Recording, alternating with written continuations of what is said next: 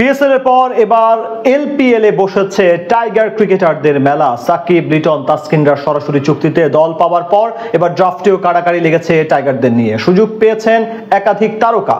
Lankan premier লিগের draft থেকে tiger ক্রিকেটারদের মধ্যে তবে দল পেলেন কারা, সেটা নিয়ে বিস্তারিত এই রিপোর্টে।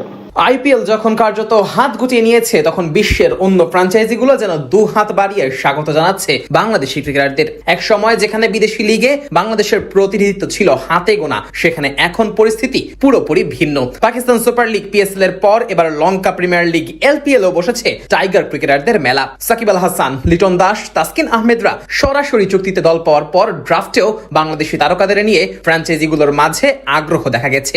দল পেয়েছেন একাধিক তারকা ক্রিকেটার। পেসার হাসান মাহমুদকে দলে নিয়েছে কলম্বো ক্যাপস, আর অলরাউন্ডার মেহেদী হাসান মিরাজকে দলে টেনেছে গল গ্যালান্টস। শ্রীলঙ্কার রাজধানী কলম্বোতে অনুষ্ঠিত হয়েছে লঙ্কা প্রিমিয়ার লিগের প্লেয়ার্স ড্রাফট। সেখানে বাংলাদেশের দুই পরিচিত মুখকে দলে ভিড়িয়েছে দুই ফ্র্যাঞ্চাইজি। লাল সবুজ জার্সিতে হাসান মাহমুদকে টাইগার দলের অবিচ্ছেদ্য অংশ বলা যেতেই পারে। বিশেষ করে লাল বলের ক্রিকেটে তো নিয়মিত মুখী ছিলেন এই বোলার। নতুন বলে সুইং করানোর দক্ষতা এবং লাইন লেন্থের ধারাবাহিকতা তাকে বাকি সবার থেকে আলাদা করেছে। লাল বলের পাশাপাশি সাদা বলেও নিজের সামর্থ্যের প্রমাণ দিয়েছেন ডানহাতি এই পেসার। যদিও নাহিদ, মুস্তাফিজ, শরীফুলদের ভিড়ে টি-20 ও ওয়ানডেতে নিয়মিত সুযোগ পান না হাসান, তবে ঘরোয়া ক্রিকেটে নিজের কার্যকারিতা বারবার দেখিয়েছেন এই পেসার। সর্বশেষ বিপিএল এ নোয়াখালী এক্সপ্রেসের হয়েছিলেন দলের অন্যতম সেরা পারফর্মার। মাত্র 10 ম্যাচে শিকার করেন 16 উইকেট। আন্তর্জাতিক মঞ্চেও তার অভিজ্ঞতার ভান্ডার সুবিশাল। বাংলাদেশের হয়ে খেলেছেন 2022 টি-20 বিশ্বকাপ এবং 2023 ওয়ানডে বিশ্বকাপ। সেই অভিজ্ঞতা এবার কাজে লাগানোর সুযোগ পাবেন এলপিএল এর মঞ্চে।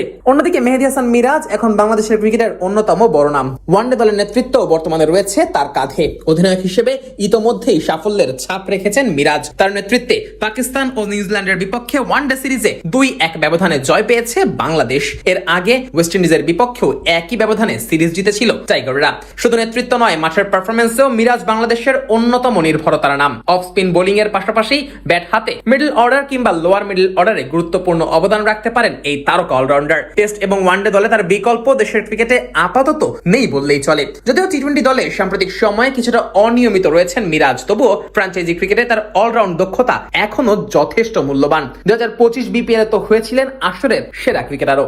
এদিকে বাংলাদেশি ক্রিকেটারদের প্রতি দিনকে দিন যেন বিদেশি ফ্র্যাঞ্চাইজিগুলোর আগ্রহ বেড়েই চলেছে। কদিন আগেই পিএসএল এ সুযোগ পেয়েছেন একাধিক টাইগার ক্রিকেটার। এবার এলপিএল এও একই চিত্র দেখা গেল। সরাসরি চুক্তিতে দল পাওয়া ক্রিকেটারদের পাশাপাশি ড্রাফটেও বাংলাদেশের খেলোয়াড়দের নিয়ে আগ্রহ দেখিয়েছে ফ্র্যাঞ্চাইজিগুলো। বিশ্ব ক্রিকেটে বাংলাদেশি ক্রিকেটারদের বাজার মূল্য আগের যে কোনো সময়ের চেয়ে বেশি, সেটারই যেন প্রমাণ মিলেছে আরো একবার। আগামী 17 জুলাই থেকে 5 আগস্ট পর্যন্ত অনুষ্ঠিত হবে লঙ্কা প্রিমিয়ার লিগের নতুন আসর।